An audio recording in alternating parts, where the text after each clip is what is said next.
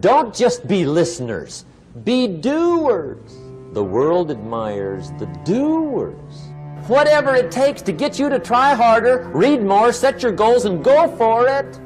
Here's the next attitude disease. Over-caution. Some people never will have much. They're too cautious.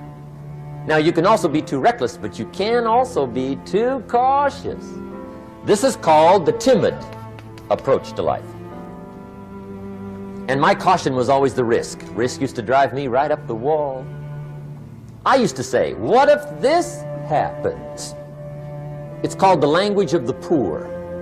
What if this happens? And on top of that, if this was to happen, look at the fix I'd be in. I better not try. I could always ace myself out. Then I'll tell you what changed my whole life when I finally discovered it's all risky. The minute you were born, it got risky. If you think trying is risky, wait till they hand you the bill for not trying. If you think investing is risky, wait till you get the tab for not investing. See, it's all risky.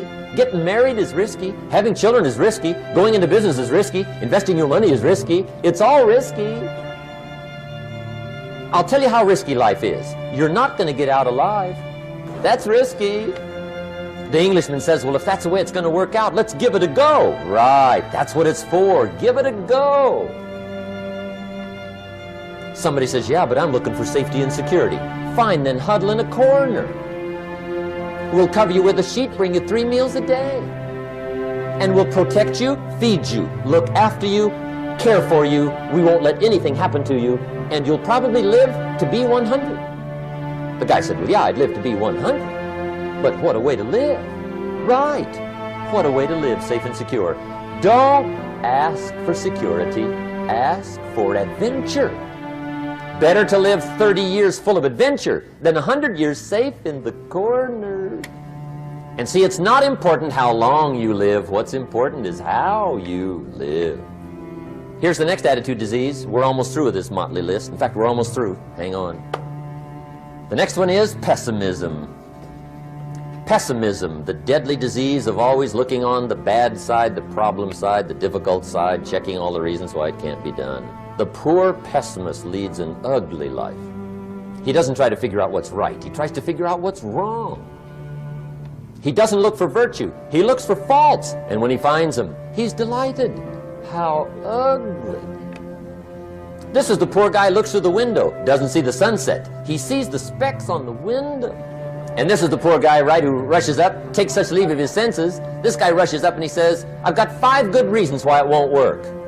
He's so dumb he doesn't know all he needs 1. He's got 5. To the pessimist, the glass is always half empty.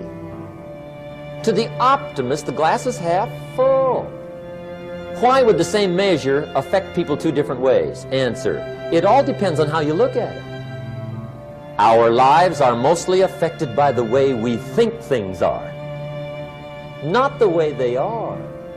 The way we think they are affects us most.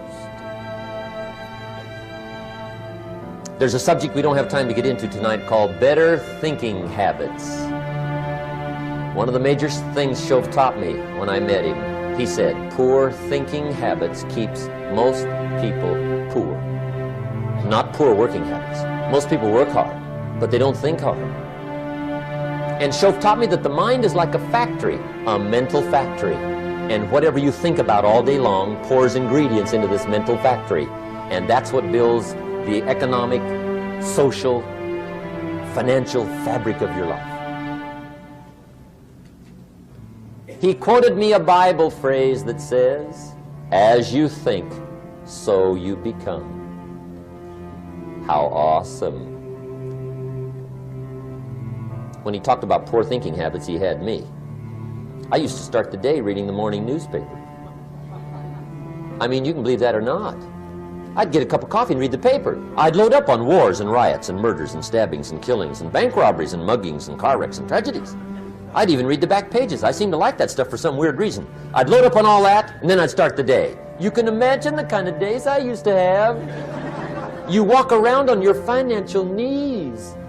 They call you economic peewee.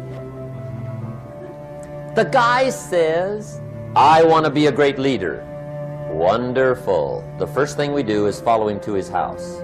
When we get there, we walk in and check his library. Somebody says, well, why check his library? The reason is because what a man reads pours massive ingredients into his mental factory, and the fabric of his life is built from those ingredients. You would not believe what some people have got in their house to read. You would not believe. One of the best dressed up words I know for a lot of it is trash. Can you imagine dumping a barrel of trash into this mental factory every day and coming out with a rich, dynamic, positive life? It can be done. You might as well try making a cake with cement. The kids back in Danbury, Connecticut, high school, they're asking me questions one day. I'm talking to the kids. Kids got good questions these days. One of them said to me, Mr. Rohn, how do you build the good life? I said, it's simple. It's not easy, but it's simple. Here's how you build anything. Select the right ingredients, keep out the wrong ingredients, and it starts with thought. Everything starts with thought. So you must be wise and careful what you think about, because that starts everything. You got to be wise and careful. I asked the kids, what would happen if somebody dropped sugar in my coffee? They said, well, you'd be okay. I said, what if somebody dropped strychnine in my coffee? They said, well, you'd be dead. I said, correct. Lesson 1.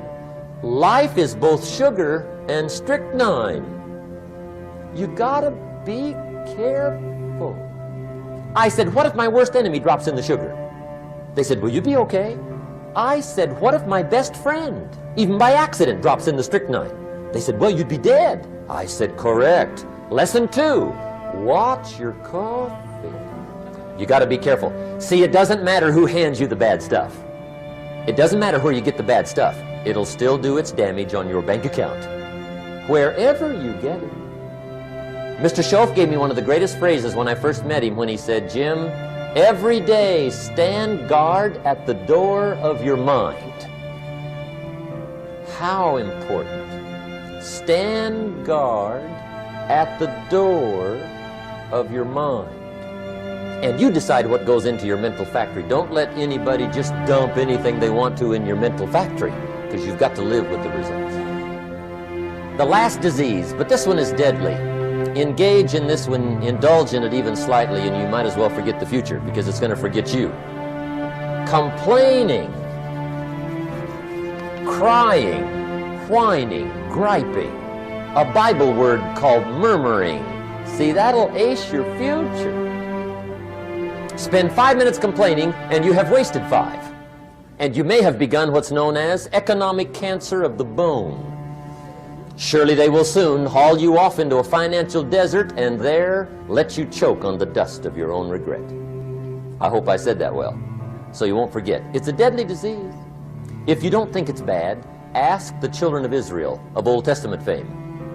Typical of us all, their story just happened to get in the book.